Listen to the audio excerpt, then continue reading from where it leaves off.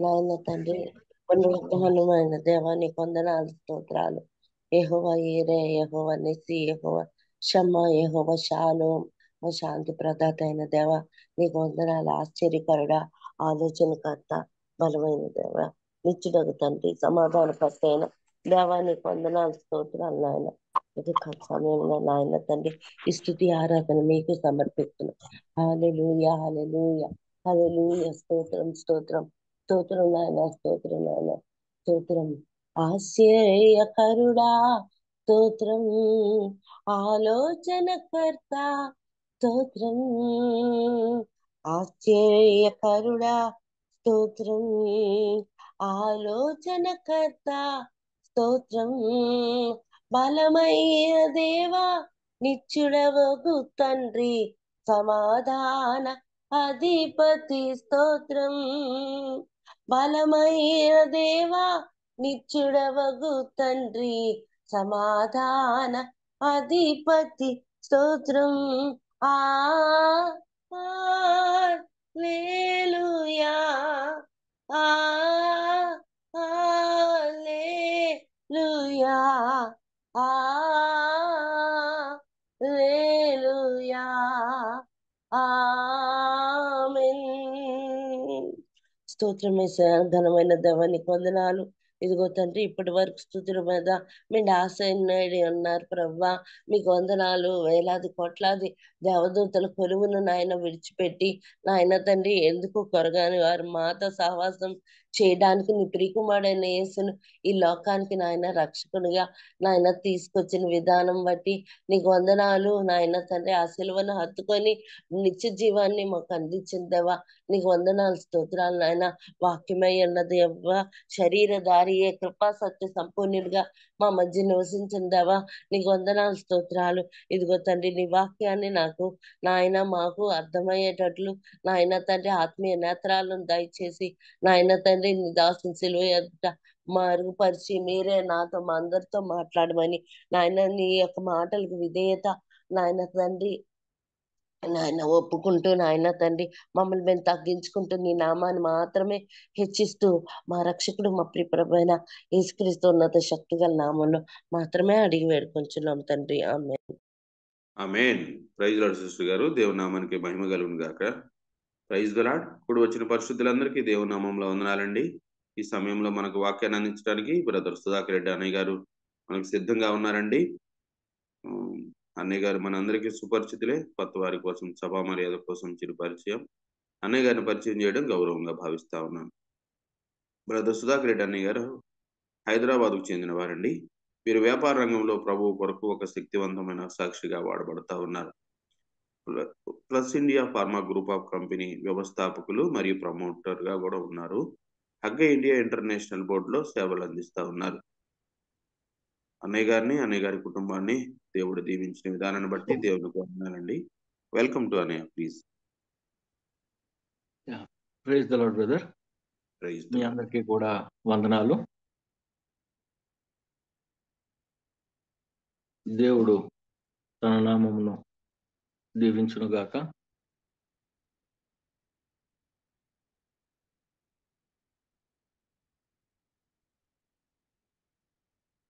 మనము వాక్యం ఎందుకు చదవాలి, ఎలా చదువుకుంటే బెటర్ మన జీవితాలకి అన్న విషయాన్ని లాస్ట్ టైం మనము చూసుకున్నాము. ఈరోజు మనము ఈ క్రిస్మస్ సీజన్లోకి ఎంటర్ అయినటువంటి మనము ఎటువంటి క్వాలిటీస్ కలిగి మనం జీవించాలి అని చెప్పి దేవుడు కోరుకుంటున్నాడు అనేది గమనిద్దాము.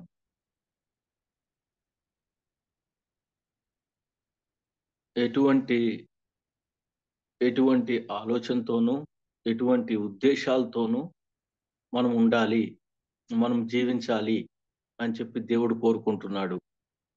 అటువంటి కొన్ని బైబిల్ క్యారెక్టర్స్ని తీసుకుందాము, దాన్ని చూసుకుంటూ మనము ముందుకు వెళ్దాం. ఈ రోజుల్లో దేవుడు నిస్వార్థులైనటువంటి క్రిస్టియన్స్ ని కోరుకుంటున్నాడు. అంటే స్వార్థము లేనటువంటి మనుషుల్ని కోరుకుంటున్నాడు దేవుడు. అలాగే సమాధానపరిచేటటువంటి వాళ్ళని కోరుకుంటున్నాడు. ఎక్కడైతే పీస్ని ఎస్టాబ్లిష్ చేయగలుగుతారో, ఎక్కడైతే గొడవలకి కారణం కాకుండా, ఇన్ఫ్యాక్ట్ గొడవలు వచ్చినప్పుడు లేదా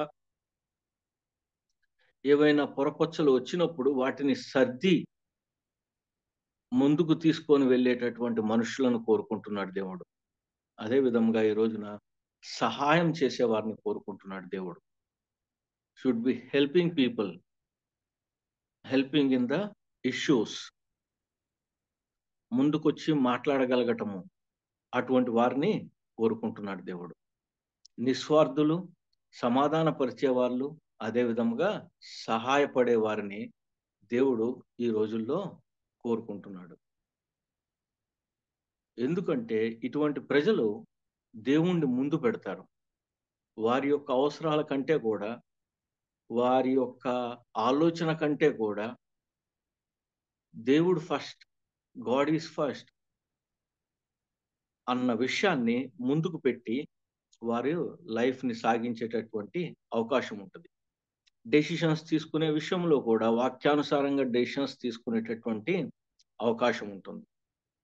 అందువల్ల దేవుడు ఎప్పుడు కూడా స్వార్థము లేనటువంటి మనుషులను, సమాధానపరిచే వారిని, అదే విధముగా సహాయం చేయగలిగే వారిని ఈ రోజున దేవుడు కోరుకుంటున్నాడు. ఇలా ఉండగలగాలి అంటే సామాన్యమైనటువంటి విషయం కాదు. This is not an easy thing. ఈ రకంగా ఉండగలగటం. చూద్దాము అపోస్తల కార్యములు 15వ అధ్యాయము 26వ వచనము. 15:26 చదివి వినిపిస్తారా ఎవరైనా?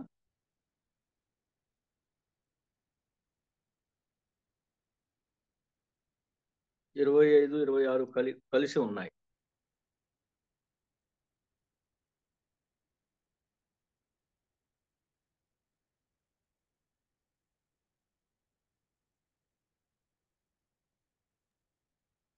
చదువుతున్నా రెండే ఎవరైనా?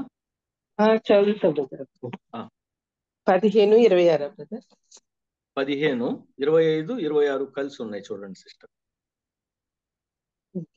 గనుక మనుషులను ఏర్పరచి మన ప్రభువైన యేసుక్రీస్తు పేరు కొరకు తమ్మును తాము అప్పగించుకొనిన బర్నబా, పౌలు అను మన ప్రియులతో కూడా మీ యొద్దకు పంపుట యుక్తమని మాకందరికీ ఏకాభిప్రాయము కలిగిను. థ్యాంక్స్ అమ్మా.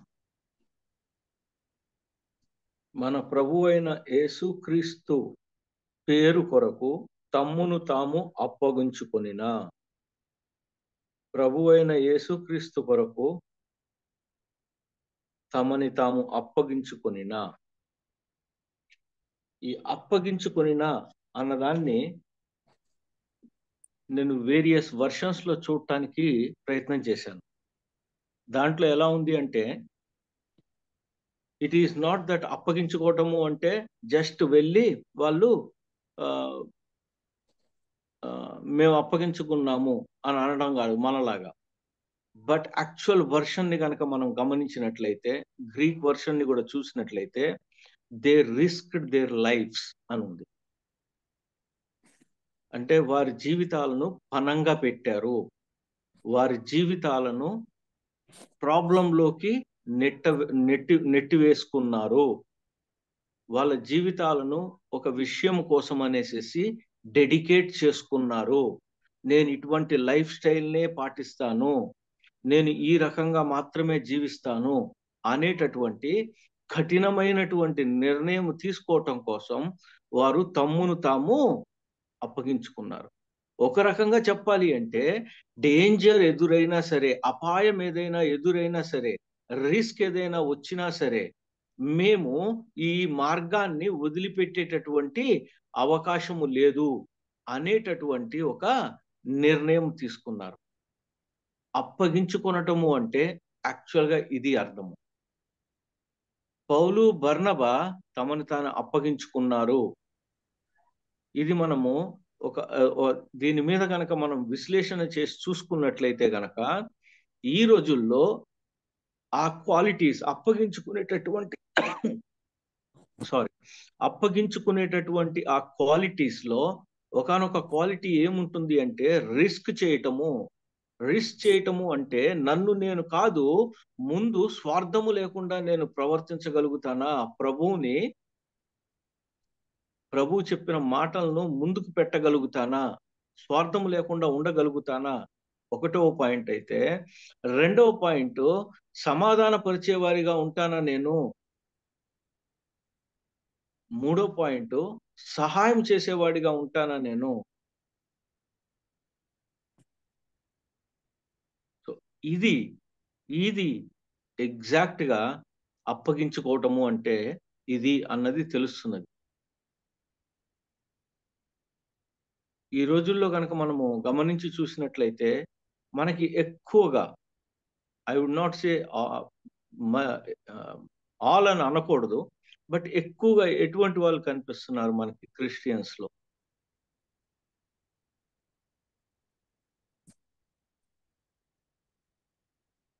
మనల్ని మనం ప్రశ్నించుకుంటే గనక, మనల్ని మనం ఒకసారి మనం చేస్తున్నటువంటి పనులు వీటన్నిటినీ గనక వాక్యపు వెలుగులో గనక ఒకసారి పెట్టుకొని చూసినట్లయితే మనకి ఎక్కువగా ఏం కనిపిస్తూ ఉంటుంది, మనకి ప్రజల మధ్య ఏం కనిపిస్తుంటుంది? లేదా నాకు నేనే లెక్క చూసుకున్నట్లయితే గనక నేను అప్పుడప్పుడు కాంప్రమైజ్ అవ్వలేదా నా లైఫ్లో?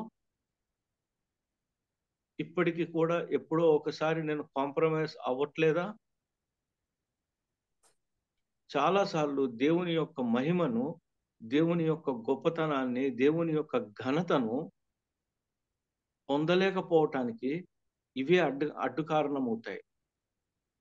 చాలాసార్లు దేవుడు మనం ఏదైతే సాధించాలి అనేసి అనుకొని మనకు ఒక పని అప్పచెప్తాడో అవి లేట్ అవ్వడానికి, లేదు అంటే గనక అవి జరగకుండా పోవటానికి చాలాసార్లు కారణం ఏంటి అంటే నేను కాంప్రమైజ్ అయిపోతున్నాను. కాంప్రమైజ్ అంటే తెలుగులో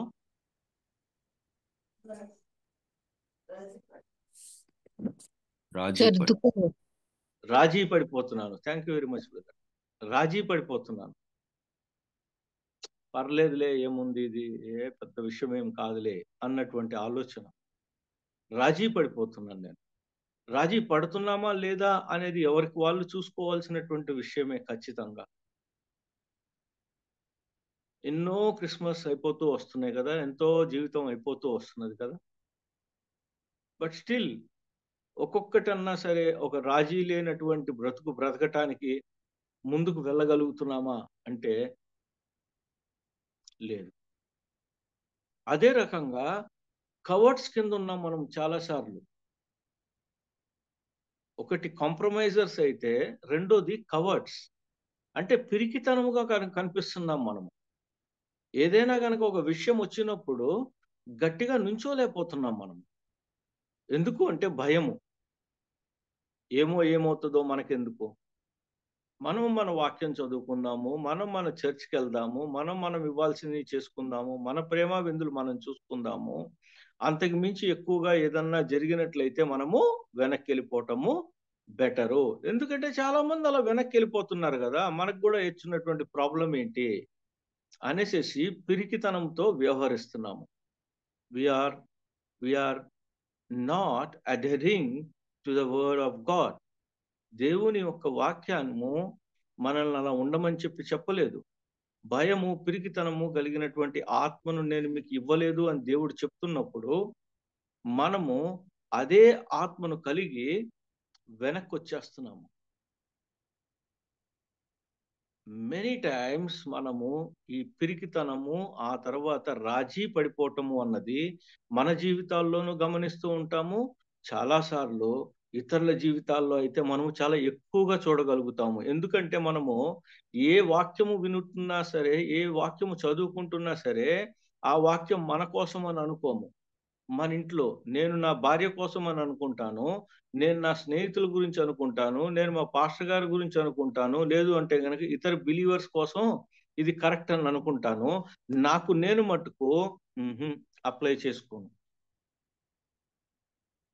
ఎందుకంటే నన్ను నేనే అర్థం చేసుకోను. నేను రెడీగా లేను వాటన్నిటినీ కనుక నేను డిసెక్ట్ చేసి చూసుకోవటానికి. ఇంకా ఎందుకు రాజీ పడిపోవటం నేను? ఇంకా ఎందుకు నేను పిరికితనం కలిగి ఉండటము? ఇంత వయసు వచ్చింది కదా, ఇన్ని సంవత్సరాల నుంచి నేను బిలీవర్ని కదా, ఇంకా ఏం సాధించాలనేసేసి, ఏంటి భయము? బ్రతుకంటే ఎందుకు భయము అని నన్ను నేను ఎప్పుడు ప్రశ్నించుకోవట్లేదు. అందువల్ల అందరూ అలాగే ఉన్నారు కదా, చాలా మంది అలాగే ఉన్నారు కదా అనేసి నేను కూడా అలాగే కొనసాగుతున్నాను. నేను చేస్తున్నది కేవలము భక్తి మాత్రమే.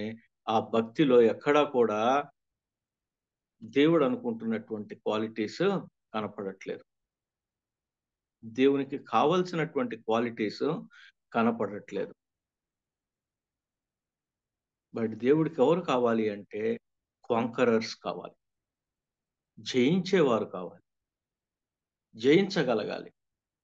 కనీసం సంవత్సరానికి 1, 2, 3 విషయాల మీద గనక మనము జయిస్తూ ముందుకు వెళ్ళినట్లయితే అది జయ జీవితం అవుతుంది. అది ఉపయోగకరమైనటువంటి జీవితం అవుతుంది.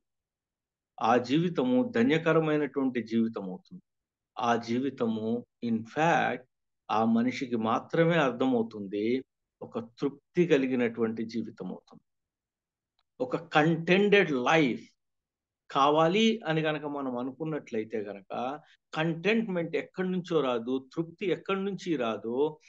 When you go by the biblical principles, దేవుణ్ణి బట్టి మనం గనక పోయినట్లయితే అప్పుడు మాత్రమే మనకి తృప్తి వచ్చేటటువంటి అవకాశం ఉంటుంది. యెస్, నా జీవితానికి ఒక పరమార్థం ఉంది. నా జీవితానికి దాన్ని బట్టి నేను ఇదిగో ఇది చేసుకోగలిగాను, ఇది చేయగలిగాను. ఇది ఎవరు గుర్తించాల్సినటువంటి అవసరం ఏమీ లేదు నాకు. ఏమి టైటిల్స్ ఏమి అక్కర్లేదు. నాకేమి పూలమాలలు అక్కర్లేదు. నాకేమి స్టేజ్ మీద నుంచోబెట్టాల్సిన అవసరం లేదు. నా గురించి ఏమి లౌడ్ స్పీకర్‌లో చెప్పాల్సిన అవసరం లేదు. నేను జవాబు చెప్పవలసినది నా దేవుడికి మాత్రమే. I am answerable to only my God, not to anybody else.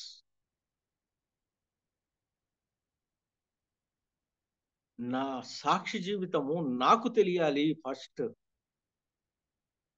And maximum to maximum నా ఇంటి వారికి తెలియాలి. ఆ తర్వాతనే, అందువల్లనే అంటారు పెద్దలు, మనకి వచ్చిన సామెత, ఇంట గెలిచి రచ్చగెలవాలి అనేసేసి. చాలాసార్లు మన ఫ్యామిలీలో జరుగుతున్నటువంటి విషయాలు కావచ్చు, ఇవన్నీ కూడా ఏం చేస్తున్నాయి అంటే మనల్ని రాజీ పడిపోయేటటువంటి జీవితానికి అలవాటు చేస్తున్నాయి.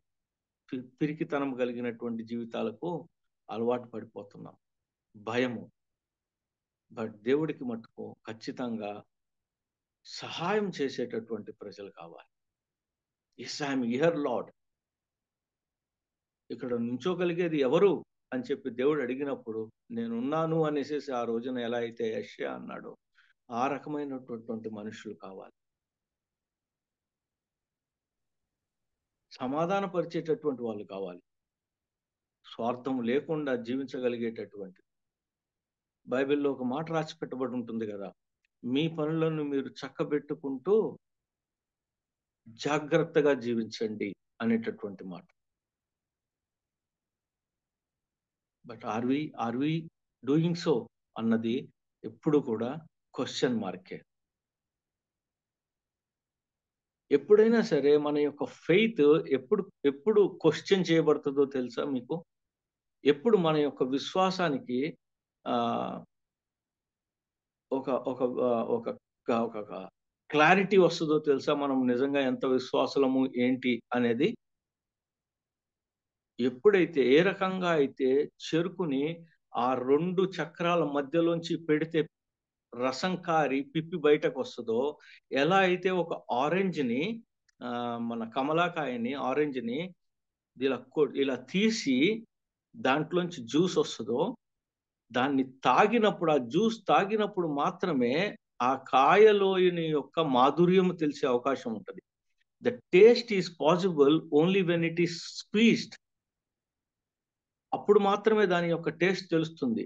అదే విధముగా మన యొక్క విశ్వాసము కూడా ఒక రియల్ సిచ్యువేషన్, ఒక రియల్ టఫ్ సిచ్యువేషన్ గుండా వెళ్తున్నప్పుడు, మనకి అర్థం కానటువంటి జీవితం జరుగుతున్నప్పుడు, మనకి మన నెత్తి మీదగా నీళ్లు వెళ్ళిపోతున్నప్పుడు, ఆ టైంలో నేను ఎలా ప్రవర్తిస్తున్నానో అప్పుడు నా విశ్వాసము చాలా క్లియర్ కట్ గా బయటకొచ్చి నిలబడుతుంది. ఓన్లీ దెన్, అప్పుడు మాత్రమే చూడగలుగుతాం, మనల్ని మనం చూడగలుగుతాం చాలా క్లియర్ గా.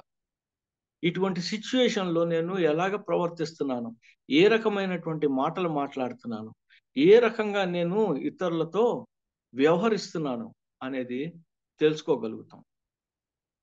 విశ్వాసానికి ఆ టెస్ట్ వచ్చినప్పుడు మాత్రమే. కండిషన్స్ అన్ని బాగున్నాయి అనుకోండి, అంతా బాగుంది, అంతా బాగున్నప్పుడు ఏమవుతుంది? But the real quality, and then దేవుడు అప్పుడు ఆ విశ్వాస పరీక్షలో మనకి కొన్ని పాఠాలు నేర్పించి, అదే విధముగా దాని నుంచి ఒక మంచిని బయటకు తీసుకొని వచ్చి దేవుడు పని చేస్తాడు అనేది మనం తెలుసుకోగలుగుతాం. అండ్ త్రూ మన life it is tested. Tested faith is the attested faith. తెలుసా మీకు? ఏదైనా ఒక కాగితం మనం గవర్నమెంట్ లో ఇవ్వాలి అంటే ఆ పేపర్ ని అటెస్ట్ చేయాల్సి వస్తుంది. ఎవరో ఒకళ్ళ చేత, ఒక పెద్ద అధికారి చేత కానీ, లేదు అంటే గనక ఆ పవర్ ఉన్నటువంటి వాళ్ళ చేత అటెస్ట్ చేయించాల్సి వస్తుంది. ఎస్, ఈ కాగితం కరెక్టే అని చెప్పేసి, ఈ ఇవ్వబడుతున్నటువంటి కాగితం కరెక్టే అని చెప్పి వాళ్ళు స్టాంప్ వేసి సిగ్నేచర్ చేస్తారు. అదే రకంగా మన ఫెయిత్ కూడా టెస్ట్ చేయబడినప్పుడే అటెస్ట్ అవుతుంది ఖచ్చితంగా. లేకపోయినట్లయితే అందరూ విశ్వాసులే. ఎవరు విశ్వాసులు కాదు? అందరూ విశ్వాసులే. బట్ క్రంచ్ వస్తుంది చూసారా, ఆ రసం తీసే టైం వస్తుంది చూసారా, చెరుకు దాంట్లోంచి పెట్టబడుతుంది చూసారా. But that will only give us how much qualitative is your faith and then my faith. మన యొక్క విశ్వాసము అప్పుడు ఎంత క్వాలిటేటివ్ గా ఉంది, ఏ రకంగా ఉంది అనేది అర్థమయ్యేటటువంటి అవకాశం ఉంది. ఆ రకంగా జీవించినటువంటి ఒక ముగ్గురు, ఒక ఒక ఒక ఒక మేల్ని అంటే ఒక పురుషుణ్ణి, ఒక స్త్రీని, అదే రకంగా ఒక కుటుంబాన్ని, ఈ మూడింటిని మనము చూడటానికి ప్రయత్నం చేద్దాము. దానిలోంచి కొన్ని లెసన్స్ నేర్చుకోవటానికి మనము ప్రయత్నం చేద్దాం. జీవితము జీవించినటువంటి, జయించేటటువంటి మనస్తత్వం కలిగినటువంటి, రాజీ పడనటువంటి, ఎక్కడా కూడా ఎట్టి పరిస్థితుల్లోనూ పిరికితనము చూపించనటువంటి అటువంటి ఒక ముగ్గురిని చూద్దాం మనము బైబిల్లోంచి. మొట్టమొదటిగా మనం చూద్దాము అపోస్తుల కార్యములో 6వ అధ్యాయము 1 నుంచి 6 వరకు చదువుకుందాం.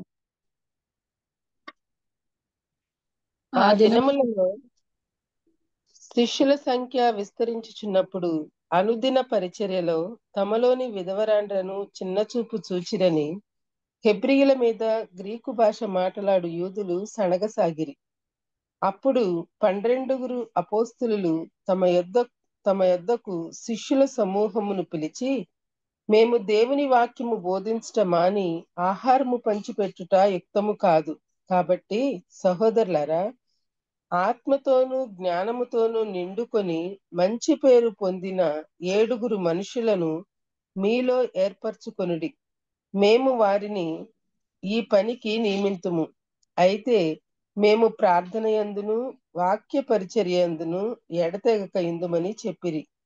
ఈ మాట జనసమూహం అంతటికి ఇష్టమైనందున వారు విశ్వాసముతోనూ పరిశుద్ధాత్మతోనూ నిండుకొనిన వాడైన స్తెఫను, ఫిలిప్పు, ప్రోకోరు, నీకానోరు, తీమోను, పర్మెనాసు, యూదుల మత ప్రవిష్టుడును అంత్యోకయవాడును అగు నికోలాసు అను వారిని ఏర్పరచుకుని వారిని అపోస్తుల ఎదుట నిలువబెట్టి వీరు ప్రార్థన చేసి వారి మీద చేతులుంచిరి. థ్యాంక్ యూ వెరీ మచ్ అమ్మా. ఈ వాక్య భాగం చదువుకుంటున్నప్పుడు మనకి 2 విషయాలు చాలా ప్రశస్తంగా కనిపిస్తాయి. టేక్ అవేస్ అంటాం కదా, 2 విషయాలు ప్రశస్తంగా కనిపిస్తాయి. ఒకటేంటి అంటే, ఇది అపోస్తులైనటువంటి 12 మంది, సరే ఈ పనికి నేను ఒక 5గురిని నియమిస్తున్నాను, 6గురిని నియమిస్తున్నాను, వాళ్ళు ఈ పని చేస్తారు వెళ్ళండి అని చెప్పలా. It is not a selection, it is an election. మీరు చేయండి, ఎవరిని చూస్తారు అంటే సమూహముగా వచ్చారు, జన సమూహం వచ్చింది, శిష్యులందరూ కలిపి ఒక నిర్ణయం తీసుకున్నారు. మనందరిలోనూ ఎవరు ఈ పని చేయటానికి సిద్ధహస్తులు, ఎవరు ఈ పని చేసేటటువంటి తెలివి కలిగినటువంటి వాళ్ళు అనేటటువంటి ఒక ఎలక్షన్ జరిగింది. ఆ ఎలక్షన్లో కొంతమంది వెళ్ళిపోతూ ఆఖరికి ఒక 6గురిని వాళ్ళు ఐడెంటిఫై చేశారు. So it is an involved decision. అందరూ ఇన్వాల్వ్ అయి తీసుకున్నటువంటి నిర్ణయము. ఎక్కడ కూడా ఇది నా పని కాదు, నాకు తెలియదు, ఇది మీరేం చెప్తే అది ఓకేనండి, మీరు చేసేసేయండి సార్ పర్లేదు అనేటటువంటి యాటిట్యూడ్ కాదు. ఎస్, అప్పుడప్పుడు అలాంటి యాటిట్యూడ్ కూడా కావాలి. బట్ ఇక్కడ ఒక ఇష్యూ వచ్చింది, చాలా పెద్ద ఇష్యూ వచ్చింది. ఆ ఇష్యూ వచ్చింది కాబట్టి చాలా జాగ్రత్తగా దీన్ని డీల్ చేయవలసినటువంటి అవసరం ఉన్నది.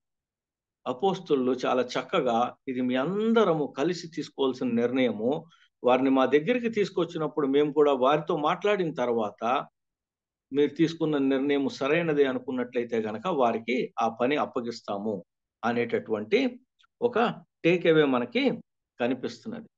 రెండవదిగా ఏం కనిపిస్తున్నది అంటే, వాక్యము ఉపదేశము చేయటము, రొట్టె విరచటము, ఆ తర్వాత ప్రార్థన చేయటము ఎంత ఇంపార్టెంటో అదే విధముగా చేయవలసిన పని చేయటము లేదా అన్ని పనులు కూడా ఇంపార్టెంటే. ఇంక్లూడింగ్ ఈ భోజనము జాగ్రత్తగా పెట్టటము అన్నది కూడా ఇంపార్టెంటే.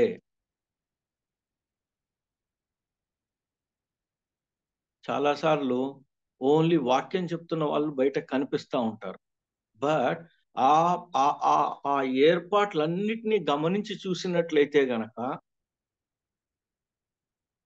కింద చేపలు వేయటం కావచ్చు, కుర్చీలు సర్దటం దగ్గర నుంచి ఎప్పుడైనా ఒకసారి టోటల్ గా గమనించి చూసినట్లయితే ఎన్ని వర్క్స్ ఉంటాయి అనేది చూసినప్పుడు ఈ వర్క్స్ లో ఏది తక్కువ లేదా ఏది ఎక్కువ? బట్ సమ్హౌ లైమ్ లైట్ లోకి ఓన్లీ స్పీకర్ వస్తాడు, బట్ మిగతా వాళ్ళు రారు. బట్ దేవుని దృష్టిలో ప్రతి ఒక్క పని ఇంపార్టెంటే. అండ్ ప్రతి ఒక్క పని ఎక్సలెంట్ గా జరగటము, చాలా మంచిగా జరగటము ఇంపార్టెంటే. భోజనం వడ్డించడానికి ఏంటండి పెద్ద పని? ఇక్కడ కారణం ఏంటంటే వచ్చినటువంటి ప్రాబ్లం చిన్నది కాదు. అసలు మనము ఒక మాట ఆలోచిద్దాం. ఈ గ్రీకు భాష మాట్లాడేటటువంటి వారి యొక్క ఫ్యామిలీస్ ఎందుకు ఇలాగ అయిపోయినాయి? లేదా యూదుల్లో కూడా కొంతమంది ఉండుండొచ్చు గాక. But what happened to their husbands? వారి యొక్క భర్తలకు ఏమైంది? తరచి చూసినట్లయితే ఆ రోజుల్లో జరుగుతున్నటువంటి విషయం ఏంటి అంటే, ఎవరైతే విశ్వాసములో బ్రతుకుతున్నారో వారిని హింసకు గురి చేయటము, లేదు అంటే గనక జైల్లో వేయడము, లేదు అంటే గనక వాళ్ళు హతసాక్షిగా మారిపోవటము ఎక్కువగా జరిగింది.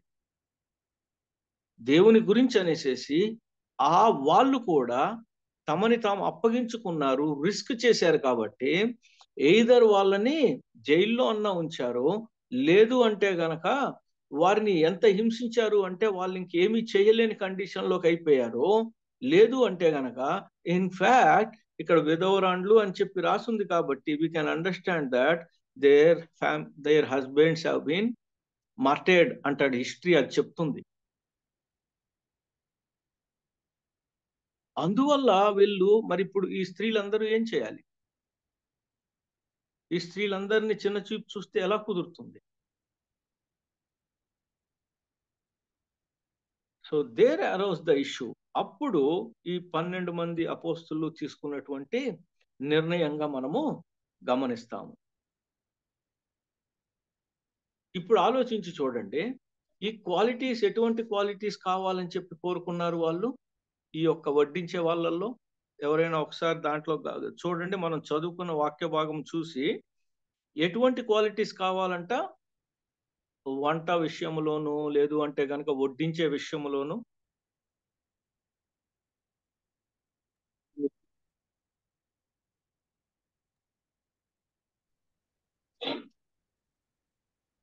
ప్రార్థన యందును వాక్య పరిచర్య యందును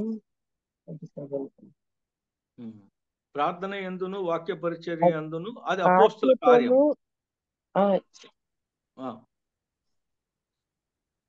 జ్ఞానముతోను ఆత్మతోను జ్ఞానముతోను నిండుకొని మంచి పేరు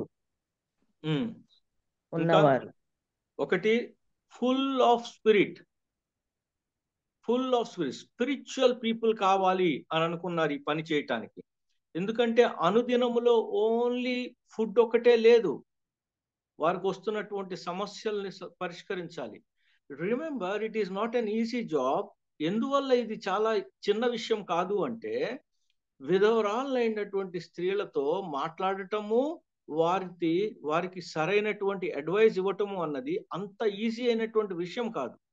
వారి పట్ల ప్రభువు ఒక ప్రత్యేకమైనటువంటి మాట కూడా ఉంది కదా. కాబట్టి బిడ్డలున్నారు, తండ్రి లేని బిడ్డలున్నారు, అదే విధముగా స్త్రీలున్నారు.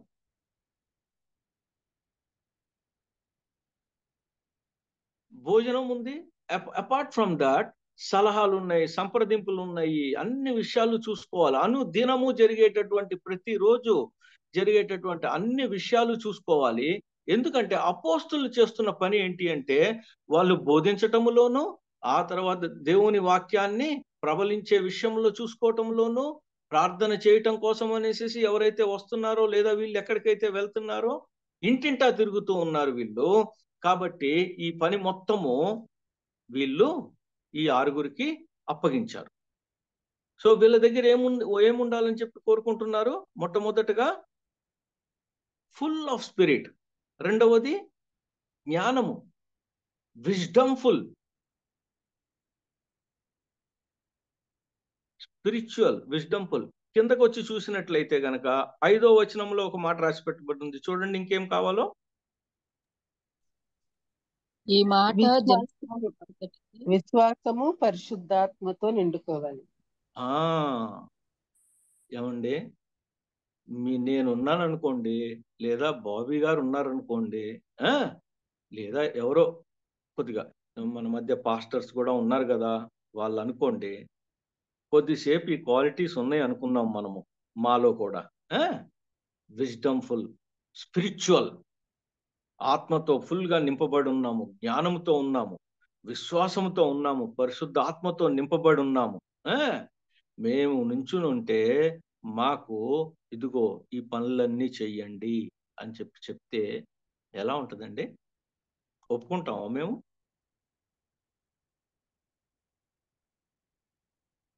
మీరు ఈ పని చేయండి, ఏ సామాన్ తీసుకురావాలో చూడండి, రేపొద్దున కల్లా ఏమేం కావాలి మనకి అనేది చీటీ రాసుకొని ఎవరిని పంపిస్తారో పంపించి ఆ సరుకులు తీసుకురండి.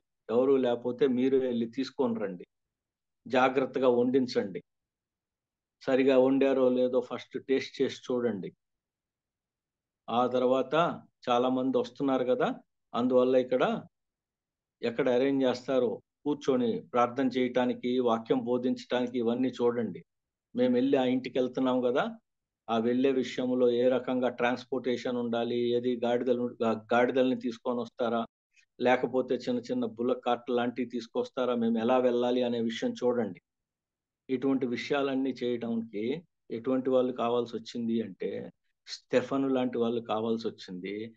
ఇదే విషయం గనక జరిగినట్లయితే నేను ఒప్పుకుంటానా?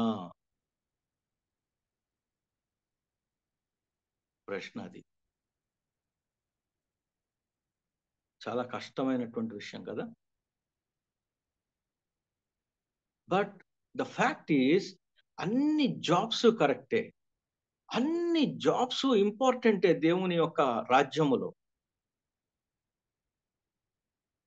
ఆ రకంగా గనక నా అవగాహన ఉన్నట్లయితే, ఎస్, దీంట్లో నేనేం చేయగలుగుతాను, నాకు దేవుడు అప్పగించిన దానిలో నేనేమి చేయగలుగుతాను, ఎంత చక్కగా చేయగలుగుతాను, దేవుడు మెచ్చుకునే విధంగా ఎలా చేయగలుగుతాను అనేటటువంటి ఆలోచన నాకు వచ్చినట్లయితే, then it is a job given by God, so I will do it.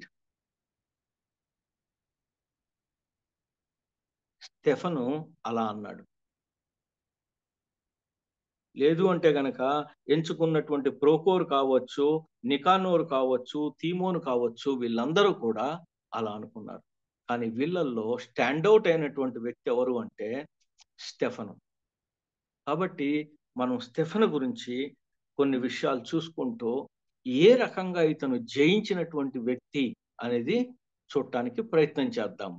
ఏ రకంగా ఇతను జయించగలిగాడు, ఏ రకంగా ఇతని యొక్క లైఫ్ లో ఎక్కడా కూడా రాజీ లేదు, ఏ రకంగా ఇతని జీవితంలో ఎక్కడా కూడా పిరికితనము లేదు, ఏ రకంగా ఇతను ఒక మంచి సహాయకుడుగా ఉండగలిగాడు, ఏ రకంగా శాంతి సమాధానాలను ఆయన స్థాపించగలిగాడు, ఏ రకంగా స్వార్థము లేకుండా ఉన్నది ఉన్నట్లుగా దేవుని వాక్యాన్ని చెప్పగలిగాడో, తన గురించి తను కాదు కానీ ముందు దేవుణ్ణి పెట్టి ఏ రకంగా ముందుకు సాగాడు అనేది మనము చూడవచ్చు అతని యొక్క జీవితంలో.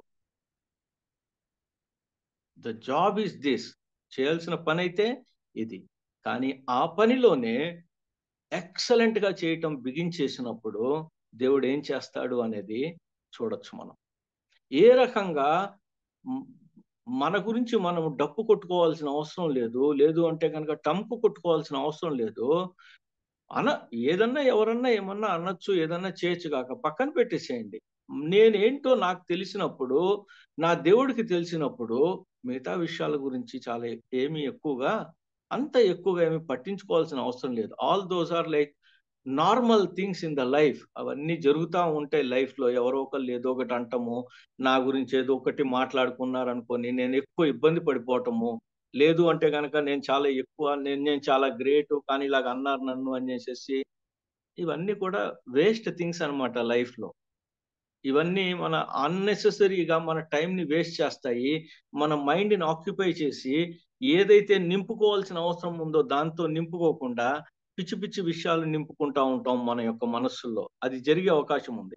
అది జరగకుండా ఉండాలి అంటే we need to understand that these are all normal things.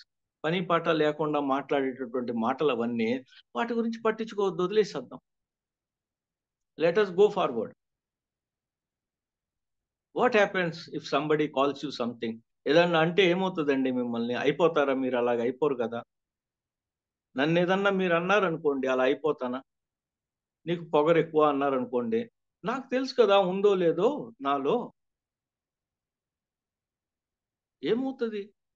పెద్ద విషయం ఏంది? ఎవరైనా మనల్ని ఏదన్నా అన్నట్లయితే నన్ను అంత మాట అంటావా అది ఇది అనేసి ఎందుకు అంతలాగా తప్పించిపోవటము, లేదు అంటే ఎందుకు అంతలాగా దాని గురించి గొడవ పెట్టుకోవటము, లేదు అంటే మనసులో పెట్టుకొని దాన్ని అనవసరంగా ఎవరు బాధపడుతున్నారు? ఇవన్నీ మనసులో పెట్టుకున్నప్పుడు నేనే బాధపడుతున్నాను. మళ్ళీ బాధ ఎవరో పడట్లేదు, నేనే పడుతున్నాను బాధ కూడా. అన్నవాడు అనేసాడు, వెళ్ళిపోయాడు. విన్నవాడు విన్నాడు, వాడు విన్నాడో సరిగా లేదో తెలియదు, వాడు మనసులో ఉంచుకున్నాడో లేదో కూడా లేదు, గుర్తుందో లేదో కూడా తెలియదు. పొరపాటుని నా గురించి ఇలాగ అన్నావా అంటే వాడు అసలు నేను ఎప్పుడు అన్నానని కూడా అనొచ్చు. So these are all things, nothing in the life, right? What is more important is what does God want me to do with my life. నా జీవితంతో నాకున్నటువంటి సమయంలో దేవుడు నన్ను ఏం చేయమని చెప్పి అడుగుతున్నాడు. మరి నాయన ఈ పని చేయటానికి చూడరా నాయన, నిన్నేదో అన్నారనేసి మనకు అలా అనుకుంటే యేసుక్రీస్తు ప్రభువుని ఎన్నెన్ని మాటలు అన్నారు, అన్ని పట్టించుకున్నాడు ఆయన. ఆయన దేవుడు కాబట్టి. పౌలు ఎన్నెన్ని మాటలు అన్నారు, ఏ రకంగా హింసలు పెట్టారు, అది పౌలు కాబట్టి. ప్రతిదానికి అలా ఎక్స్క్యూజ్ చెప్పుకుంటూ వెళ్తే కుదరదు కదా. పౌలు కనీసం యేసుక్రీస్తు ప్రభు వారిని మనం 100% మానవుడు, 100% దేవుడు అని అంటాం. పౌలైతే కాదు కదా. తనను తాను సిద్ధపరుచుకున్నాడు కదా. తను ఆ యొక్క డెజర్ట్ లోకి వెళ్ళి తనను తాను సిద్ధపరుచుకున్నాడు. మనం ఎప్పుడు సిద్ధపరుచుకుంటాం మనల్ని మనం? ఒక లెవెల్ పైకి రావటానికి ఎప్పుడు సిద్ధపరుచుకుంటాం మనల్ని మనం? ఇక్కడ విషయాలతోనే ఎంతసేపు ఎక్కువ ఆక్యుపై అయిపోవటమేనా? కొద్దిగా పైగా ఆలోచించాలి కదా. మనం బిలీవర్స్ కదా, మనం గ్రేట్ కదా. ఆలోచించండి. ఎంతసేపు మనల్ని మనం గ్రేట్ అనుకుంటేనే సరిపోతుందా?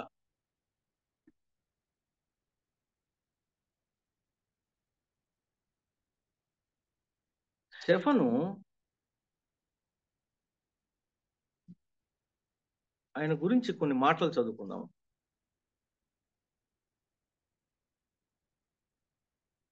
8వ వచనము. స్టెఫను కృపతోను బలముతోను నిండినవాడై ప్రజల మధ్య మహత్కార్యములను గొప్ప సూచక క్రియలను చేయుచుండెను. తనకు ఇచ్చిన పనిలోనే, ఆ దినచర్యలు ఏవైతే ఉన్నాయో, పని ఏదైతే ఉందో ఆ పనిలోనే మిగతా వాళ్ళందరూ చూడగలిగారు. ఏం చూడగలిగారు అంటే, దేవుని యొక్క కృప మెండుగా ఉన్నటువంటి వ్యక్తి ఈ వ్యక్తి. ఎంత కృపగల మాటలు మాట్లాడుతున్నాడు ఇతను. అండ్ దెన్ అతను చేస్తున్న పనిలో ఆ బలము చూడండి, ఎంత చక్కగా చేస్తున్నాడో, ఎంత జాగ్రత్తగా చేస్తున్నాడో, ఎంత పొందికగా చేస్తున్నాడో. అసలు ఎవ్వరికి ఎటువంటి సమస్య లేకుండా చేస్తున్నాడు. ఇంకా ఏదైతే సమస్య అంత క్రితం పట్టుకొచ్చారో వాళ్ళు, ఆ సమస్య మళ్ళీ అపోస్తుల చెవికి వినపడకుండా టోటల్ గా టేక్ ఓవర్ చేసుకొని కృప కలిగినటువంటి వాడిగా బలముతో ఈ పనులను చేస్తున్నప్పుడు ఇంకా అది జనాలకి కనపడకుండా ఉంటుందా? ఖచ్చితంగా కనిపిస్తుంది. ఇంకొక 2 విషయాలు ఏం కనిపిస్తాయి అంటే మనకి, ఒకసారి 10వ వచనంలో గనక చూసినట్లయితే మనము అతడు అగుపరిచిన జ్ఞానమును అతనిని ప్రేరేపించిన ఆత్మను వారు ఎదిరింపలేకపోయిరి. ఓకే, సందర్భం చూద్దాము. But he was full of wisdom. జ్ఞానంతో మాట్లాడుతున్నాడు, ఏ మాటలు మాట్లాడినా సరే. ఆ తర్వాత వాళ్ళు ఎందుకు ఎదిరించలేకపోయారు అంటే, ఇది ఆత్మానుసారంగా వస్తున్నటువంటి మాటలు కాబట్టి ఆ మాట వాళ్ళని గుచ్చుకుంటుంది. ఆ గుచ్చుకున్నప్పుడు ఇంకేం చేయాలో అర్థం కావట్లేదు. ఇంకా గుచ్చుకున్నప్పుడు 2 రియాక్షన్స్ ఉంటాయి. దేవుని మాట మనకు గుచ్చుకున్నప్పుడు 2 రియాక్షన్స్ ఉంటాయి. ఒకటేంటి అంటే, ఏదో మాట్లాడుతూ ఉంటాడండి, వదిలిపెట్టండి, ఇదంతా నార్మల్ ఇదంతా అనేసి పక్కన పెట్టేయటం ఒకటి. రెండవది, ఏం చేయాలి నేను ఇప్పుడు అని ఆలోచించటం ఒకటి.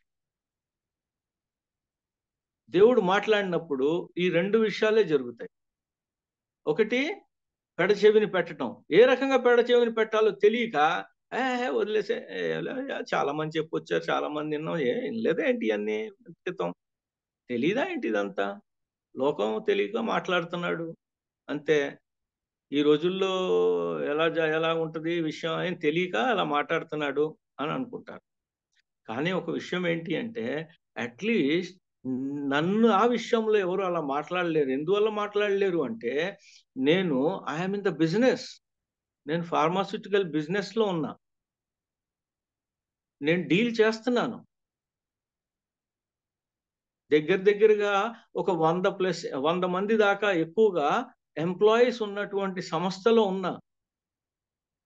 ఆ సంస్థ యొక్క బాగోగులు చూసుకోవాలి నేను. కాబట్టి నేను అన్ని డిపార్ట్మెంట్ వాళ్ళతోనూ నాకు పనులు ఉంటాయి. ట్యాక్స్ డిపార్ట్మెంట్లో వాళ్ళతో ఉంటాయి, డ్రగ్ డిపార్ట్మెంట్ వాళ్ళతో ఉంటాయి, గవర్నమెంట్ ఏజెన్సీస్కి సంబంధించిన వాళ్ళతో ఉంటాయి, ఆ తర్వాత సర్టిఫికేషన్ ఇచ్చేటటువంటి సంస్థలతో నాకు పని ఉంటుంది. But it is like how excellent I will do. జ్ఞానము, which is much more important. ఇది తెలివి కాదు, ఇది జ్ఞానము. ఆయన కనపరిచాడు. ఇది ఏం జరిగింది? ఈయన ఇంత చాలా జాగ్రత్తగా ఆయనకి ఇచ్చినటువంటి పని చేస్తున్నప్పుడు ఏం జరిగింది అంటే, ఎప్పుడైతే కృపతోను బలంతోను నిండినవై ప్రజల మధ్య మహత్కార్యములు చేస్తూ ఉన్నాడో, 9వ వచనము 9, ఇప్పుడు మళ్ళీ 9, 10, 11 చదువుకుందాం అమ్మ మళ్ళీ ఒకసారి.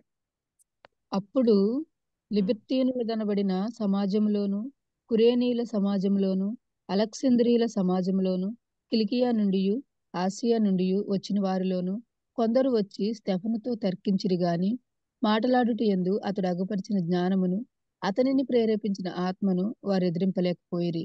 అప్పుడు వారు, వీడు మోషే మీదను దేవుని మీదను దూషణ వాక్యములు పలుకుగా మేము వింటిమని చెప్పుటకు మనుషులను కుదుర్చుకొని. థ్యాంక్ యూ అమ్మా, చాలే అమ్మా అక్కడ. సో ఏం చేశారు ఇక్కడ వీళ్ళు? చెప్పాను కదా, ఇంకా ఏదో ఒకటే ఈ పిచ్చోడు రా, వీడిని ఇష్టం వచ్చినట్టు మాట్లాడుతున్నాడు, వీడిని ఏదో ఒకటి చేద్దాం అనుకున్నారు.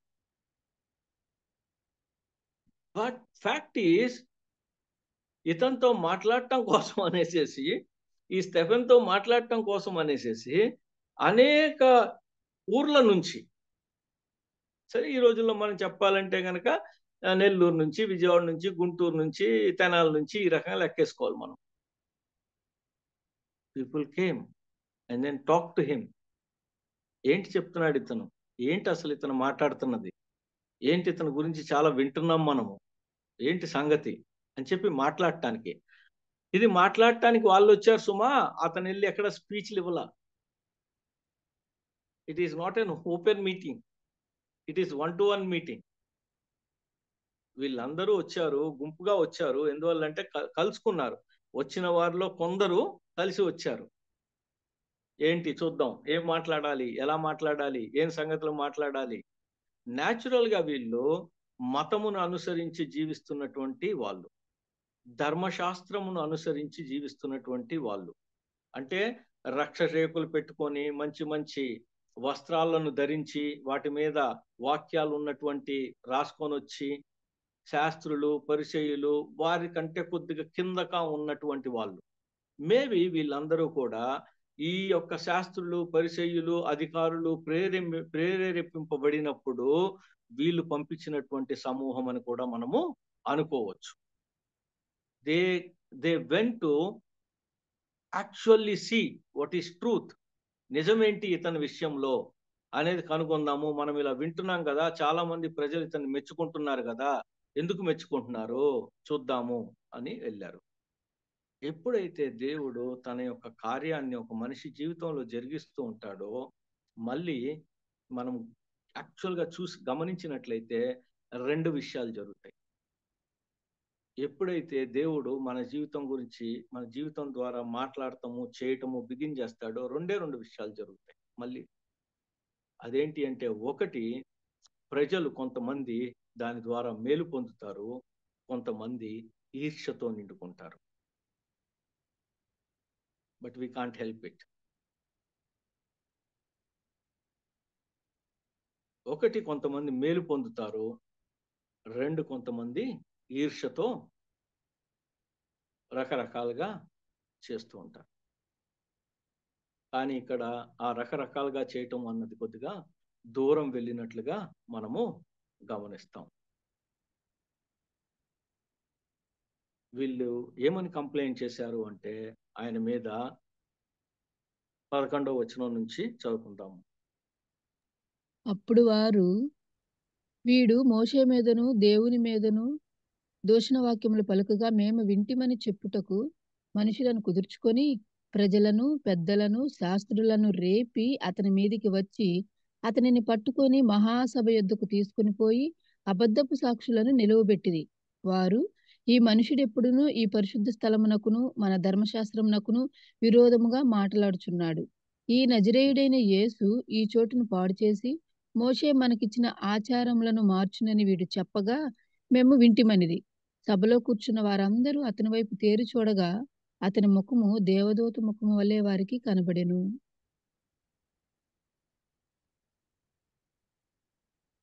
సాక్షుల్ని కుదుర్చుకున్నారంట. ఎలా అయితే యేసు ప్రభు విషయంలో జరిగిందో ఇక్కడ అదే మళ్ళీ మనకి రిపీట్ అవుతున్నది. The reason is people are believing him. మనుషులు స్టెఫను చెప్పినటువంటి జ్ఞానయుక్తమైనటువంటి మాటలను బట్టి దేవుని వైపు మల్లుతున్నారు, దేవుణ్ణి ఆరాధిస్తున్నారు. ఎస్, ఇదే కరెక్ట్ అనేసి వారికి ఉన్నటువంటి ధనము మొత్తము అన్ని తీసుకొని వచ్చి వాళ్ళు కూడా వచ్చి మేము కూడా ఈ మార్గాన్ని అనుసరిస్తాము అని చెప్పి ముందుకు వచ్చిన వాళ్ళందరూ చాలా ఎక్కువైపోతున్నారు. అంతే, అప్పుడే కదా వినగలిగేది మనము. ఊర్లో ఉన్నటువంటి ఒక 10 మంది వెళ్ళిపోయారనుకోండి, ఆ రోజుల్లో ఆలోచించి చూడండి, ఊర్లోంచి ఒక్కళ్ళు వెళ్ళినా సరే అదొక తెలిసిపోతూ ఉండేది. అరే ఎక్కడికి వెళ్ళారు వాళ్ళు అంటే, ఇదిగో అక్కడ మన ఉంది కదా, యెరూషలేములో ఉంది కదా, అక్కడికి వెళ్ళిపోయారంట. మరి ఏం చేశారు, మరి ఇక్కడ పొలం గిలం ఇదంతా ఏం చేశారు? లేదు, అంతా అమ్మేసుకున్నారంట, అమ్మేసుకొని వెళ్ళిపోయారంట, అక్కడే ఉండిపోతారంట. ఎందుకు అలాగా? ఇదేంటిది? ఇక్కడ కదా ఉండి మనకు కదా కట్టాల్సింది ఏదన్నా కట్టాల్సింది ఉంటే, మనకు కదా ఇవ్వాల్సింది ఏదైనా ఉండాల్సింది ఉంటే, మనము కదా వీటన్నిటికీ అసలు అపాయింట్ చేయబడిన వాళ్ళం. మనము ఏదన్నా ఉంటే మాకు ఇవ్వాలి, కానీ ఎవరికో ఇచ్చేస్తే ఎలా కుదురుతుంది? ధనాశ. రెండవది, వాల్యూ తగ్గిపోతుంది ప్రజలలో. నన్ను గౌరవించట్లేదు. నేను ఆఫీస్లోకి ఎంటర్ అవ్వంగానే అందరూ గుడ్ మార్నింగ్ చెప్పట్లేదు. నువ్వు చెప్తే ఏమన్నా అవుద్దా? నెమ్మదిగా ఎదుటివాడు అలవాటు చేసుకుంటాడు చెప్పాలనేసి. సో ఈ కండిషన్లో నడుస్తున్నది వాళ్ళ యొక్క బ్రెయిన్లో. కాబట్టి సాక్షుల్ని కుదుర్చుకున్నారంట. ఇతను ఎప్పుడూ కూడా మన ధర్మశాస్త్రానికి వ్యతిరేకంగా మాట్లాడుతున్నాడు. ప్రాబ్లం అల్లా ఇదే, ఎప్పుడు ప్రాబ్లం ఇదే. లాకి ఎగెయినెస్ట్ గా, లా కాదు, దానికి మించినటువంటి ప్రభు వచ్చాడు, అన్నిటినీ నెరవేరుస్తాడు దాంట్లోది. ఒక్కసారి చూడాలి, అర్థం చేసుకోవాలి. ఆహా, యేసుక్రీస్తు పాడు చేశాడు ఈ స్థలాన్ని, అలాగే వీడు పాడు చేస్తున్నాడు అనేటటువంటి నెపము అతని మీద వేశారు. బట్ ప్రాబ్లం ఏమైంది అంటే, వాళ్ళు అతని వైపు చూసినప్పుడు వీళ్ళు ఆల్రెడీ స్ట్రికెన్ పీపుల్, అంటే వాళ్ళ యొక్క మనస్సు గద్దింపబడి ఉంది ఆల్రెడీ అతను చెప్పినటువంటి మాటల్ని బట్టి. లోన ఉన్నటువంటి ఆ కొద్దిపాటి స్థలములో ఉన్నటువంటి దేవుడు వాళ్ళ మనస్సులను ఇది చేశాడు, పొంగజేశాడు. ఆ మనస్సులను ఆయన కొట్టాడు. అక్కడ విన్నారా ఆ మాటని? నా మాట అది, దట్ ఈస్ మై వర్డ్ అనేసి ఆ హృదయాన్ని గిచ్చాడు అక్కడ. అప్పుడు ఏమైతుంది? ఇప్పుడు ఇది వీళ్ళకి ఇంకొక దారి లేదు. ఇంకొక దారి లేనప్పుడు ఏం చేశారంటే సాక్ష్యం ఏర్పరచుకున్నారు. బట్ అతని ముఖం చూసినప్పుడు అతని ముఖం ఎలా ఉంది అంటే వెలిగిపోతుందంట, దేవదూత ముఖములాగా. అంటే ఒక రకమైనటువంటి శాంతం, ఒక రకమైనటువంటి మృదుత్వము, బట్ యెట్ ఒక రకమైనటువంటి ఒక ఫార్మ్నెస్, క్లారిటీ, ఒక రకమైనటువంటి తేజస్సు. This will only, even today you can observe such type of faces. అటువంటి ముఖాలను మనము గుర్తించవచ్చు.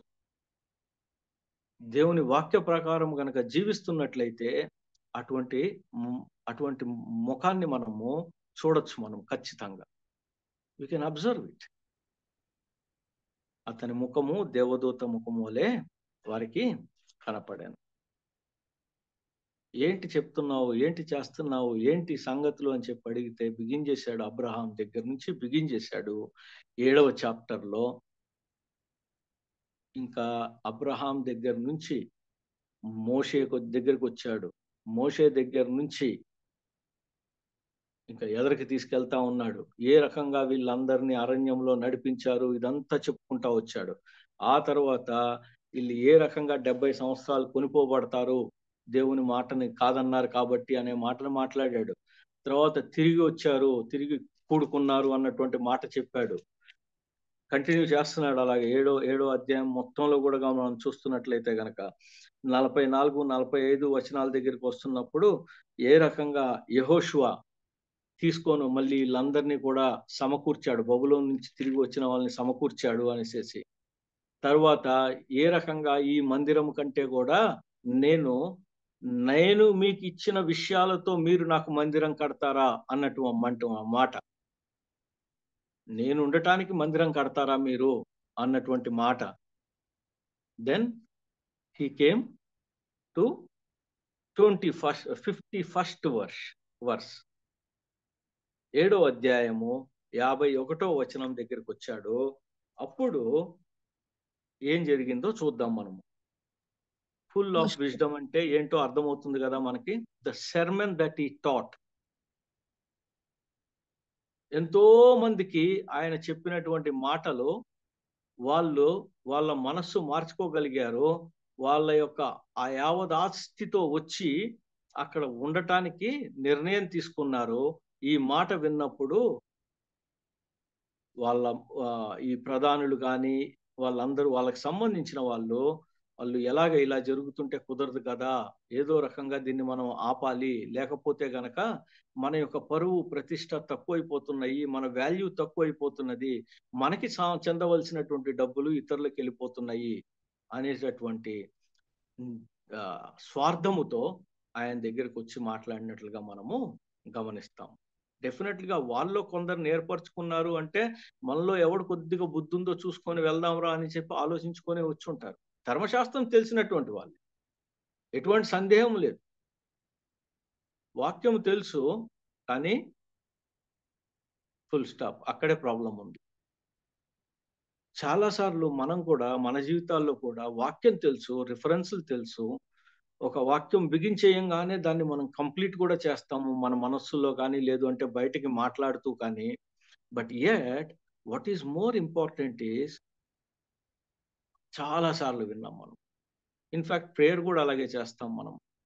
అనుసరించి జీవించటానికి, నువ్వు చెప్పిన విధంగా జీవించటానికి, మేము విన్నదాని ప్రకారము, మీ మాట విన్నదాని ప్రకారము జీవించటానికి ప్రభువా అన్నటువంటి ఆ కృపను అనుగ్రహించు అని చెప్పి అడుగుతాం. ఆయన ఎప్పుడూ ఇస్తూనే ఉన్నాడు, కానీ నేను తీసుకోవాలి కదా. ఆయన ఎప్పుడూ ఇస్తూనే ఉన్నాడు, కానీ నేను తీసుకోవాలి కదా. ఇట్ ఈజ్ లైక్ ఒక అనేకమైనటువంటి పదార్థాలు, రుచికరమైనటువంటి పదార్థాలు ఉన్నటువంటి బొఫే లాంటిది ఆయన యొక్క మాట, ఆయన యొక్క కృప. కానీ తినాల్సింది నేను కదా, అక్కడికి నడవాల్సింది నేను కదా, ప్లేట్లో వేసుకోవాల్సింది నేను, తినవలసింది నేను కదా. This is the trouble that we face.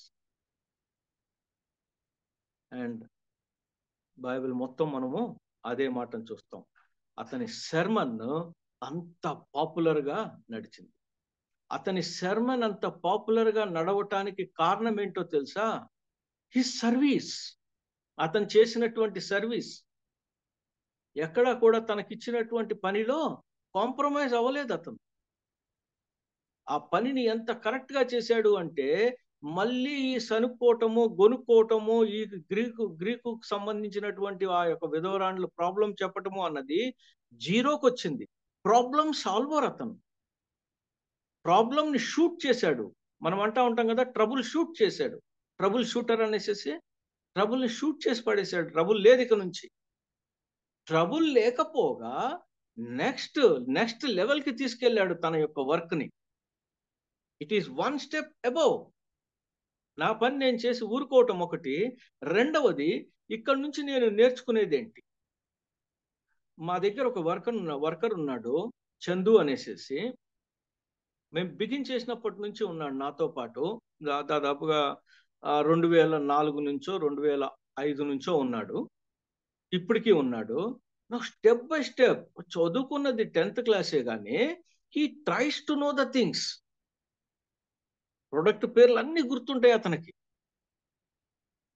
దాన్ని బట్టి నెమ్మదిగా ఇప్పుడు ఈ రోజున ఒక సూపర్వైజర్ ర్యాంక్ కి వెళ్ళిపోవటానికి దేవుడు సహాయం చేశాడు అతనికి. హ్యాపెన్స్.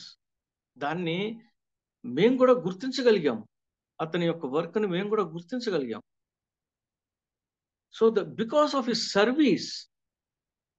సర్వీస్ చాలా చక్కగా చేశాడు. ఆ యొక్క స్త్రీల పట్ల, ఆ తర్వాత ఆ అనుదిన చర్యలన్నీ ఏవైతే చేయాల్సిన పనులు ఉన్నాయో రోజు కూడా ఆ పనులన్నిటిలోనూ ఎక్సలెంట్ గా చేశాడు. ఆ సర్వీస్ ఎక్సలెంట్ గా చేశాడు. ఆ సర్వీస్ ఎక్సలెంట్ గా చేస్తున్నాడు కాబట్టి అనుదిన పరిచర్యలో అతనికి వచ్చినటువంటి ఆపర్చునిటీ ఏంటి అంటే అనేక మందికి బోధించగలగటము. ఒక శర్మన్ చెప్పాడు. ఈ శర్మన్ కూడా మనము 7వ అధ్యాయం మొత్తము కూడా అతని యొక్క మాటలను మనము గమనించవచ్చు. ఒక్క మాట పైకి రాకుండా అందరూ కామ్గా కూర్చొని వినగలిగారు. ఒక్క మాట మాట్లాడకుండా ఉండాల్సింది స్టెఫను. అంటే మన ఉద్దేశం ప్రకారము స్టెఫను ఒక్క మాట మాట్లాడకుండా ఉండవలసింది. కానీ ఆ మాట మాట్లాడాడు స్టెఫన్. ఎందువల్లంటే రాజీ పడినటువంటి జీవితం కాబట్టి. రాజీ పడకూడదు అని అనుకున్నాడు కాబట్టి. రాజీ పడేవాడైనట్లయితే ఆ ఒక్క మాట మాట్లాడేవాడు కాదు.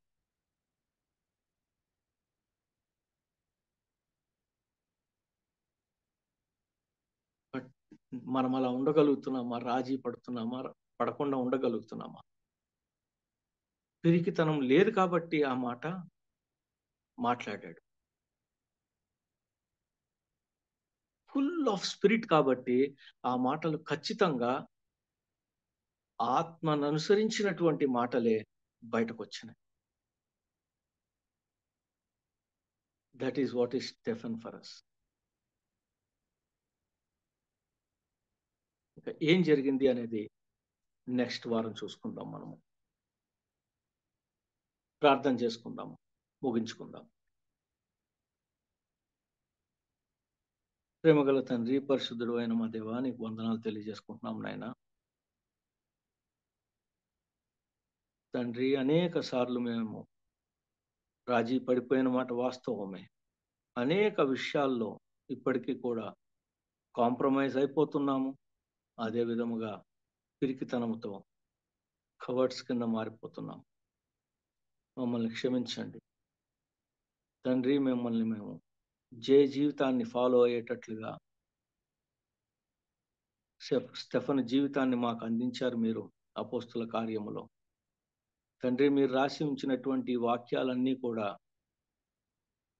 స్టెఫన్ ఏం చేశాడు, వాళ్ళు ఏం చేశారు, వీళ్ళు ఏం చేశారు అన్నది డిసెక్ట్ చేసి కనుక్కొని దాన్ని ఊరికే మేము మాట్లాడుకోవటం మాత్రమే కాదు, కానీ ఇంపార్టెంట్గా నాయన దాని నుంచి మేమందరము నాకు నేనేం నేర్చుకోవాలి, ఎవరికి వాళ్ళగా వాళ్ళు ఏం నేర్చుకోవాలి, ఎక్కడ వాళ్ళు సరిచేయబడాలి, ఈ క్రిస్మస్ ఆ సరిచేసినటువంటి విధంగా తండ్రి జరుపుకోవటానికి సహాయం చేయండి. మీరు మా హృదయాలలో వికసించారు, మా హృదయాలకు తృప్తినిచ్చారు, మా హృదయాలలో సంతోషముని నింపారు. తండ్రి, మా జీవితాలను మేము ఉపయోగకరమైనటువంటి జీవితాలుగా మార్చుకోవటానికి సహాయం చేయమని, అటు కృపను మా అందరికీ కూడా మెండుగా దయచేయమని యేసుక్రీస్తు ప్రభు వారి దివ్యమైన నామములో అడిగి వేడుకొంచున్నాము తండ్రి. ఆమేన్. ఆమేన్. Thank you brother. మరి చాలా చక్కని వర్తమానాన్ని అందించినందుకు. దేవునికి ఎవరు కావాలి, దేవునికి ఎవరు ఎలా సమర్పించుకోవాలన్న అంశం గురించి, మరి సమాధానపరిచే వారు కావాలి, స్వార్థం లేని వారు కావాలి. అట్లాగే దేవుని దృష్టిలో ప్రతి పని ఇంపార్టెంటే అండి. బ్రదర్ చెప్పిన వాక్యానుసారంగా మరి స్టెఫను తన పని నెక్స్ట్ లెవెల్ కి తీసుకువెళ్ళగలిగాడు. మరి దేవుడు చెప్పిన దాని ప్రకారం అనుసరించి జీవించడానికి మన వంతు మనం ప్రయత్నం చేద్దామండి. వర్చువల్ ప్రేయర్ ఫ్యామిలీ తరపున బ్రదర్ కి ప్రత్యేక వందనాలు తెలియజేస్తున్నాను. చెప్పబడిన వాక్యము నిమిత్తము మరి ముగింపు ప్రార్థన, పరలోక ప్రార్థన ఆశీర్వాదం ఇవ్వాల్సిందిగా జామి రవికుమార్ గారిని కోరుతున్నానండి. మన గ్రూప్ లో ఉన్న జీవ సిస్టర్ గురించి కూడా దయచేసి ప్రార్థనలో జ్ఞాపకం చేసుకోండి. తనకి కొద్దిగా బెడ్ సోర్స్ వచ్చి ఇబ్బంది పడుతున్నారు చాలా. తన గురించి కూడా మీ ప్రార్థనలో జ్ఞాపకం ప్రార్థన చేసుకుందామండి. పరిశుద్ధమైన తండ్రి, నీ బంగారు పాదాలు కొందరం ప్రభా, నీ ప్రేమను బట్టి కృపను బట్టి వందనాలు తండ్రి. మీ నిన్నటి వారం ప్రభా, నీ కృప మమ్మల్ని ప్రభా కాచి కాపాడి భద్రపరిచి ప్రభా, ఇది నా సజీవ లెక్కలో ఉంచి ప్రభా, నీ దాసుడు చెప్పిన వాక్యం వినడానికి ఇచ్చిన శ్రేష్టమైన సమయాన్ని బట్టి వందనాలు తండ్రి. ప్రభా అయ్యా తండ్రి, స్టెఫన్ తన వ్యక్తిగత జీవితంలో ప్రభా అప్పగించిన ప్రతి పనిని నమ్మకంగా ప్రభా చేశాడయ్యా. ప్రభా అప్పగించబడ్డ ప్రతి స్థలంలో ప్రభా నేర్చుకున్నాడయ్యా. నేర్చుకున్న ప్రభా విధానాన్ని బట్టి తండ్రి, వదినాను ప్రభా దేవతను ప్రభా, అద్భుతమైన దేవతను ప్రభా, చరిత్రను తండ్రి కేవలం దేవతను ప్రభా కొద్ది క్షణాల్లో చెప్పగలిగే ప్రభా వాక్య దేవతను ప్రభా సామర్థ్యాన్ని ఇచ్చావు తండ్రి. అతడు అగుపరిచిన దేవతను ప్రభా జ్ఞానాన్ని ప్రభా, అతను బలపరిచిన ప్రభా పరిశుద్ధాత్మను ఎదిరించలేకపోయారని వాక్యం సెలవిస్తుంది ప్రభా. అతడు పరిశుద్ధాత్మ నిండుకున్నవాడై ప్రభా చేసిన దేవతను ప్రభా అద్భుతమైన కార్యాన్ని బట్టి వందనాలు చెల్లిస్తున్నాను తండ్రి. అయ్యా ప్రభా, ఆ స్టెఫన్ జీవితం తండ్రి అపోస్తలుడైన పౌలు గారు ప్రభా నేను నమ్ముకోవడానికి ప్రభా అద్భుతమైన సేవ చేయడానికి తండ్రి కారణం అయ్యిందయ్యా. ప్రభా మా వ్యక్తిగత జీవితాల్లో మమ్మల్ని ఏ స్థాయిలో ఉంచితే ప్రభా స్థాయిలో నేర్చుకోవడానికి ముందుకు సాగడానికి దయచేయండి ప్రభా. సహాయం తెచ్చమని ప్రార్థన చేస్తున్నాను తండ్రి. నమ్మకస్తులుగా ఉంచమని ప్రార్థన చేస్తున్నాను తండ్రి. అప్పగించమని పని ప్రభా ఏదైనప్పటికీ తండ్రి ప్రభా బలా నమ్మకమైన మంచి దోచుడు నువ్వు కొద్ది విషయాలు నమ్మకం ఉన్నావు కాబట్టి ప్రభా అనేకమైన వాటి మీద నియమిస్తాను సెలవిచ్చిన రీతిగా మంచిగా విధించిన విధానాన్ని బట్టి వందనాలు చెల్లిస్తున్నాను తండ్రి. అదేవిధంగా ప్రభా బ్రదర్ సుధాకర్ రెడ్డి గారి ప్రభా ఇచ్చిన ప్రభా జీవిత అనుభవాలను బట్టి వాక్యానుభవాన్ని బట్టి వందనాలు తండ్రి. ఆ విధంగా తండ్రి వాక్యం బోధించడానికి ఇచ్చిన దేవతాన్ని ప్రభా అయ్యా నీ కృపను బట్టి వందనాలు చెల్లిస్తున్నాను తండ్రి. మమ్మల్ని బలపరుస్తున్న దాన్ని బట్టి వందనాలు తండ్రి. పెద్దబడి వాక్యం తండ్రి 30 దంతులుగా 60 దంతులుగా 100 దంతులుగా ఫలింపు చేయండి. మేము కేవలం వాక్యం విడిచిపెట్టేవారు కాకుండా వాక్యానుసారంగా జీవించగల కృప మాకు అందరికీ దయచేయమని అయ్యా ప్రభా నీ దాసులు చెప్పే వాక్యాన్ని బట్టి ప్రభా జీవితాలు సరి చేసుకుని ముందుకు సాగే భాగ్యం తెచ్చమని ప్రార్థన చేస్తున్నాను. ప్రత్యేకంగా అదేవిధంగా ప్రభా ఆ సిస్టర్ జీవ కోసం ప్రార్థన చేస్తున్నాను. తన బిడ్డ అనారోగ్యంతో ఉంటుండగా ప్రభా ముట్టండి, స్వస్థపరచండి, బలపరచండి ప్రభా. ఆ బెడ్ సోర్స్ కోసం ప్రార్థన చేస్తున్నాను తండ్రి. కంప్లీట్ హీలింగ్ తెచ్చమని ప్రార్థన చేస్తున్నాను తండ్రి. అదేవిధంగా దేవతను రాబర్ట్ జేమ్స్ అయ్యర్ కోసం ప్రార్థన చేస్తున్నాను తండ్రి. వంశీకృష్ణ కోసం ప్రార్థన చేస్తున్నాను ప్రభా. ఇంకెవరైతే అనారోగ్యంతో ఉన్నారు, ఇంకెవరైతే అవసరాల్లో ఉన్నారు, ఇంకెవరైతే ప్రభా నేను కార్యక్రమాలు పెట్టుకున్నారు ప్రభా అందరి కోసం ప్రార్థన చేస్తున్నాను తండ్రి. మేము చేసిన ప్రతి ప్రార్థనకు జవాబు దయచేయమని ప్రార్థన చేస్తున్నాను తండ్రి. ప్రార్థన ఆలకించువాడా సర్వశక్తి ఎదురుకు వచ్చిన సెలవిచ్చిన రీతిగా ప్రభా అవి మేము అడుగువాడి కంటే ఉంచి వాటి కంటే అత్యంతంగా చేయగలిగిన దేవుడని నమ్మిన సంధిలో ప్రార్థన చేయొచ్చు. ప్రార్థన జవాబు దయచేయమని ప్రార్థన చేస్తున్నాను తండ్రి. అయ్యా ప్రభా యొక్క వర్చువల్ ఫెలోషిప్ ఏర్పాటు చేసిన బాబు రత్నాకర్ గారిని మరి కుటుంబాలను ప్రత్యేకంగా జ్ఞాపకం చేసుకుని అవసరాలు తీర్చండి తండ్రి. అయ్యా వారి సహకరించి ముందుకు నడిపిస్తున్న ప్రభా జాన్సన్ అదేవిధంగా దాతన ప్రభు స్వరూప్ గారిని జాన్సన్ దీవించమని ప్రార్థన చేస్తున్నాను తండ్రి. కోటి వారిని దీవించండి. అదేవిధంగా అనేక మంది ప్రభు వారి సమయాన్ని కేటాయించి వాక్యం బోధిస్తుండగా వారిని వారి కుటుంబాలను వారి వ్యక్తిగత జీవితాలను ప్రభు దీవించమని ప్రార్థన చేస్తున్నాను తండ్రి. అదేవిధంగా ప్రభు రిజమెంట్ చేయవలసిన ప్రతి పనులు స్వీకరణ మార్గాన్ని చూపించమని అయ్యా ప్రభా క్రిస్మస్ ఎక్కడ జరుగుతున్న ప్రభు సమస్తము ఘనంగా మర్యాదగా క్రమంగా ఎటువంటి ఆటంకాలు వాతావరణ ఇబ్బందులు లేకుండా నిన్ను స్తుతించి నేను కనపరచలాగా జరిగించమని సహాయం చేయమని ఈ చిన్న ప్రార్థన మా ప్రభును ప్రియకుమారుడైన యేసుక్రీస్తు దివ్యనామానికి వేడుకుంటున్నాం పరమ తండ్రి. ఆమేన్. పరలోకం ఉందిన మా తండ్రి, మీ నామం పరిశుద్ధపరచుకున్న గాక, మీ రాజ్యం వచ్చును గాక, మీ చిత్తం పరలోకం మీద భూమి మీద నెరవేరును గాక. మాకు కావాల్సిన దయచేయము, మరో క్షమించే ప్రకారం క్షమించము, మన శోధన లేక కీడును తప్పించము. ఎందుకంటే రాజ్యము బలము మహిమ నిరంతరం నిన్నావు తండ్రి. ఆమేన్. మన తండ్రి అయిన దేవుని ప్రేమ, కుమారుడైన యేసుక్రీస్తు కృప, పరిశుద్ధాత్మ అన్యోన్య సహవాసం వాక్యం చెప్పిన దాసులకు, అనారోగ్యంతో ఉన్న బిడ్డలకు, జరుగుతున్న క్రిస్మస్లకు ఆయన కృప సదాకాలము తోడే నడిపించును గాక. ఆమేన్. ఆమేన్. ఆమేన్. Thank you brother. ప్రార్థించిన జామీరావు కుమార్ గారికి, వాక్యం అందించిన సుధాకర్ రెడ్డి గారికి ప్రత్యేక వందనాలండి. అలాగే ప్రతిరోజు ఈ మెసేజెస్ అన్ని రికార్డ్ చేయబడుతున్నాయండి. వెంటనే మన తేజ గారు అప్లోడ్ చేస్తున్నారు. టెక్నికల్ గా సపోర్ట్ ఇస్తున్నందుకు తేజ గారికి కూడా వర్చువల్ ప్రేయర్ ఫ్యామిలీ తరఫున ప్రత్యేక వందనాలండి. ఈ మెసేజెస్ మళ్ళా మీరు వినాలని ఆశపెడితే మీకు మేలుకరం అనిపిస్తే మీ ఫ్రెండ్స్ కానీ మీ ఫ్యామిలీ మెంబర్స్ కూడా షేర్ చేయొచ్చండి.